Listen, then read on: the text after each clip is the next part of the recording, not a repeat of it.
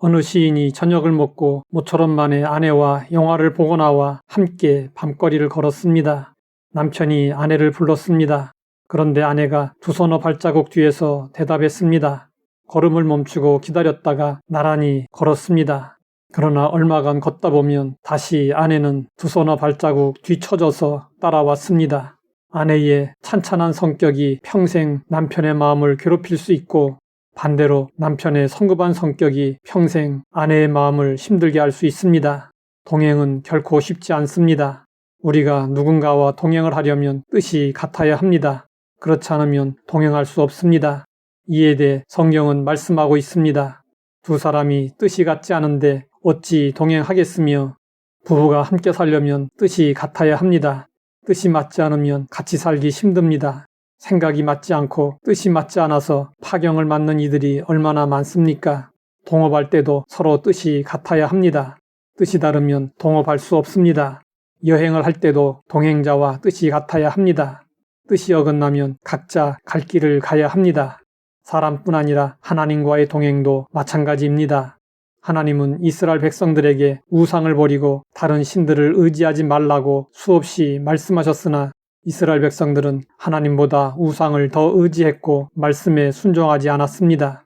우리가 내 뜻을 고집하지 않고 내려놓아야 하는 이유는 무엇일까요?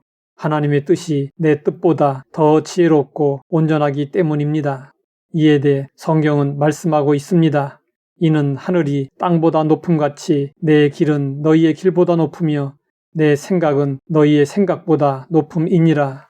그런데 아모스 선지자가 활동하던 때에 이스라엘 백성들은 하나님의 뜻을 전혀 고려하지 않았습니다. 높은 하나님의 생각을 무시하고 낮은 인간의 생각을 앞세웠습니다. 그래서 아모스 선지자는 뜻이 같지 않으면 동행할 수 없다고 경고했던 것입니다. 결국 하나님과의 동행이 끊어졌고 이스라엘은 망하고 말았습니다. 우리가 주님과 동행하려면 내 뜻이 주님의 뜻과 같아야 합니다. 그러면 내 뜻과 하나님의 뜻이 다를 때 누구의 뜻이 우선되어야 할까요? 당연히 하나님의 뜻이 우선되어야 합니다. 흔히 하나님께 자신의 뜻을 관철시키고자 하나님을 설득하듯 기도합니다.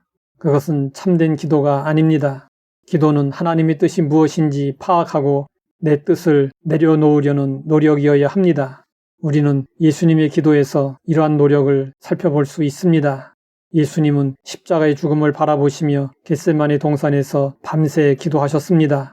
내 아버지여, 만일 할만하시거든 이 잔을 내게서 지나게 하옵소서. 그러나 나의 원대로 마시옵고 아버지의 원대로 하옵소서. 내 아버지여, 만일 내가 마시지 않고는 이 잔이 내게서 지나갈 수 없거든 아버지의 원대로 되기를 원하나이다. 예수님은 자신의 뜻을 고집하지 않았고 하나님의 뜻을 따라 고난의 십자가의 길을 가셨습니다. 우리도 내 뜻을 내려놓고 하나님의 뜻에 맞추어야 합니다. 그러나 이것이 결코 쉽지 않습니다. 그렇기 때문에 하나님은 우리가 내려놓을 수 있도록 훈련시키십니다. 그 훈련이 광야의 훈련입니다. 이스라엘 자손들의 40년 광야 생활은 내 뜻을 내려놓고 하나님의 뜻을 따라 하나님과 동행하는 훈련을 받는 기간이었습니다. 성경은 하나님이 어떻게 훈련시키셨는지 이렇게 말씀하고 있습니다. 여호와께서 그들 앞에서 가시며 낮에는 구름 기둥으로 그들의 길을 인도하시고 밤에는 불 기둥으로 그들에게 비추사 낮이나 밤이나 진행하게 하시니, 하나님은 구름 기둥과 불 기둥으로 이스라엘 자손들을 인도하시고 밤낮으로 폭염과 추위에서 보호하시며 훈련시키셨습니다. 성경은 그 훈련의 결과를 이렇게 소개하고 있습니다. 구름이 성막에서 떠오를 때에는 이스라엘 자손이 그 모든 행진하는 길에 앞으로 나아갔고, 구름이 떠오르지 않을 때에는 떠오르는 날까지 나아가지 아니하였으며, 우리도 이런 자세로 하나님과 동행해야 합니다. 우리가 하나님의 뜻을 따르면 하나님은 언제 어디서든 동행하십니다. 하나님은 이스라엘이 바다를 지날 때에도 동행하셨고 광야를 지날 때에도 동행하셨습니다.